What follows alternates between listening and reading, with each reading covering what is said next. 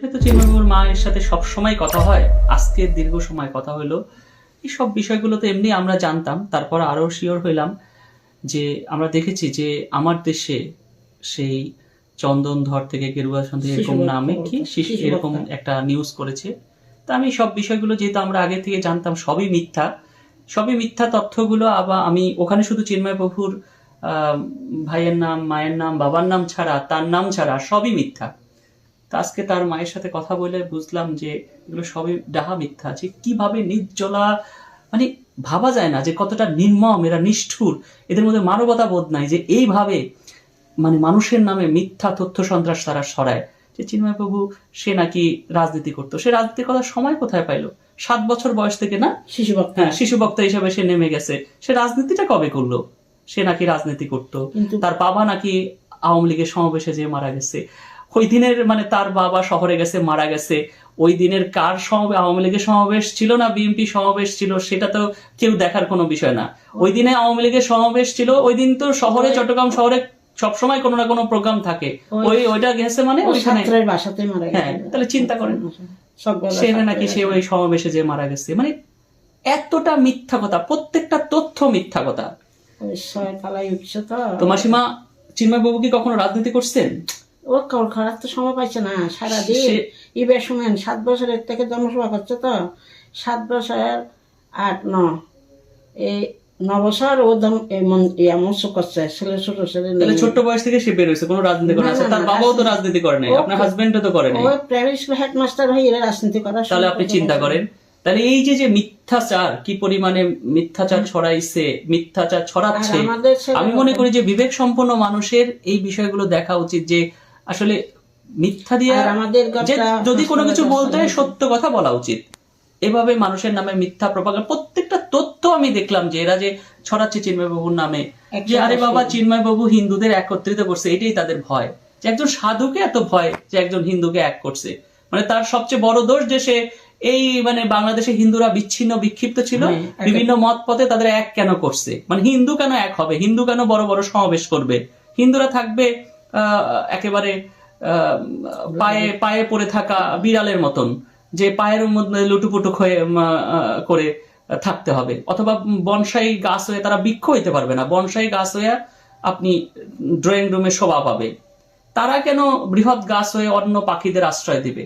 তো এই সবকিছু মিলে আমি কেন, আপনি দেখছেন যে আমার কথার মধ্যে একটু রাগ ক্ষোভ চলে আসতেছে, কারণ আমি যে ওই যে নিউজটা হয়েছে এটার প্রত্যেকটা তথ্য চিন্ময়বাবুর মাকে জিজ্ঞেস করলাম এবং প্রত্যেকটা তথ্যই দেখলাম মিথ্যা। তা আসলে আমার খুবই খারাপ লাগছে। তো আরেকটি তথ্য, যে চিন্ময়বাবুর সাথে তার মায়ের 3 বার কথা হয়েছে। তো কি বলছে চিন্ময়বাবু? শুধু কান্না, আমাকে দেখবে না, আসলে আমি মরে যাব, এই কথা কান্না করতে, আর কিছু বলতে পারছি না। যে এর কান্নার পর থেকে আমি তো কিছু খাইতে পারছি না। আর আমিও বাবাকে তো চোখে দেখে না, আমি তো নিজে কোলে নিয়ে অফিসে আদালতে সব জায়গায় গেছি, কোলে নিয়ে বড় করছি, কোনোদিন কান্না করতে দিই না। কিন্তু এই 3-4 বারের কান্নাটা আমার জীবনে শেষবারের মতন কান্না। চিন্তা করবেন না। আর দেখেন, ওকে কোলে নিয়ে জন্মসভা করাচ্ছে সবাই। আপনি কি মনে করেন মাসিমা যে চিন্ময়বাবু কোনো অপরাধ করছে? আমার ওর জীবনে তো ও না, ওর বাবু একদম সাধু। সবাই আমাদের শ্বশুরা, আমার বাবেরা সবাই তো ধর্ম করতে। তাহলে আপনার এরকম সাধুকে এরকম যে অপরাধী সাজাইছে, এই বিষয় নিয়ে আপনার মতামত কি? এরা যারা সারাচ্ছে তারাদের অপরাধ ভগবানে বিচার করবে, আজকে না হলে কালকে। এখন এক সময় না এক সময় হয়ে যাবে, এরা করছে আর কি ভগবানের উপর। আমি তো সব কিছু অর্পণ করে দিছি কৃষ্ণের মতন। না হলে ছোটকালে 5 বছরের ছেলে কি 7 বছরের ছেলে জন্মসভা করতে, 5 বছরের ছেলে কি পূজা আস্থা করে, নারায়ণ পূজা সব কিছু করতো। ব্রাহ্মণেরা বলতো যে আর আপনাদের পূজা আমি করবো না, আপনার ছেলে দিয়ে এ করো।